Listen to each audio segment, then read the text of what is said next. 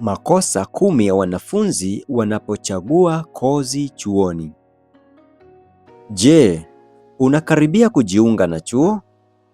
Je, una uhakika kozi uliyoichagua ndiyo sahihi kwako? Unajua kwamba wanafunzi wengi hujuta baada ya kuanza masomo kwa sababu walifanya makosa wakati wa kuchagua kozi? Katika video hii nitakueleza makosa 10 makubwa ambayo wanafunzi wengi huyafanya wanapochagua kozi chuoni na jinsi ya kuyaepuka kabla hujachelewa.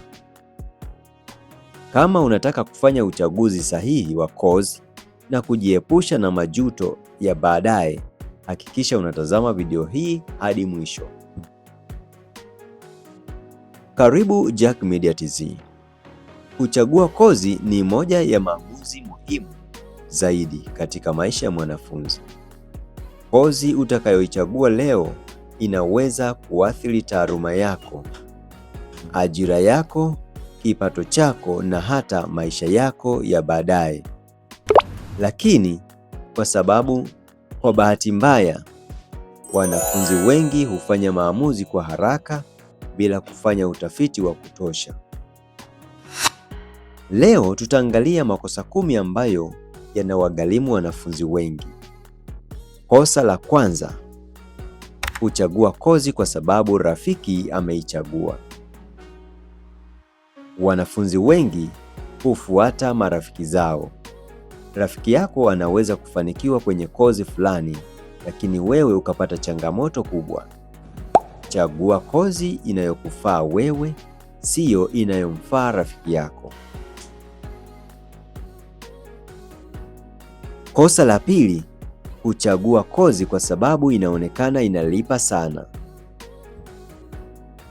Ni kweli, baadhi ya kozi zina mishahara mizuri, lakini kama huna uwezo au hamu ya kuisoma, unaweza kushindwa kuimaliza au usifurahie kazi yake. Fedha siyo kigezo pekee. Kosa la tatu, kutofanya utafiti wa soko la ajira. Kabla ya kuchagua kozi, jiulize, wahitimu wake huajiriwa wapi? Mahitaji yake yakoje? Fursa za kujiajiri zipo? Usichague kozi kwa kubahatisha. Kosa la 4, kupuuza uwezo wako wa kitaaluma.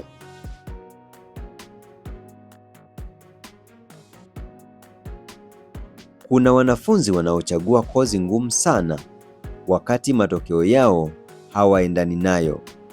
Tambua uwezo wako halisi kabla ya kufanya maamuzi. Kosa la 6, kuchagua kozi kwa kushinikizwa na wazazi au ndugu. Ushauri wa wazazi ni muhimu, lakini mwisho wa siku wewe ndiye utakayesoma na kufanya kazi hiyo. Sikiliza ushauri, lakini fanya uamuzi wenye taarifa sahihi. Kosa la 7, kupuuza kozi za ufundi na teknolojia. Wengine huamini degree pekee ndiyo njia ya mafanikio. Ukweli ni kwamba baadhi ya diploma na kozi za ufundi zina soko kubwa sana la ajira. Kosa la 8, kutokuzingatia mabadiliko ya teknolojia. Dunia inabadilika. Kozi zinazohusiana na tehama, data, cyber security na artificial intelligence zinaendelea kupata umuhimu mkubwa. Kosa la 9,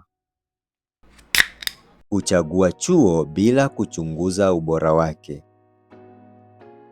Sio vyuo vyote vina mazingira, vifaa na ubora unaofanana. Fanya utafiti kuhusu chuo kabla ya kujiunga. Namba 10, kukosa mpango wa baada ya chuo. Usifikirie tu kuhitimu. Fikiria ujuzi wa ziada, mafunzo kwa vitendo, kujitolea na kujenga mtandao wa kitaaluma. Mambo haya huongeza nafasi za ajira. Mwisho, kuchagua kozi si jambo la kukurupuka. Fanya utafiti, tambua uwezo wako, elewa soko la ajira na chagua kozi zinazoendana na malengo yako. Ukifanya hivyo, utaongeza nafasi ya kufanikiwa katika taaluma yako. Ni kosa gani kati ya haya 10 unaona wanafunzi wengi hulifanya? Andika maoni yako hapo chini, na usisahau kulike na kushare na kusubscribe kwenye Jack Media TZ. Video inayofuata, diploma gani ina ajira nyingi Tanzania? Kila hatua ni maarifa na kila maarifa ni nguvu.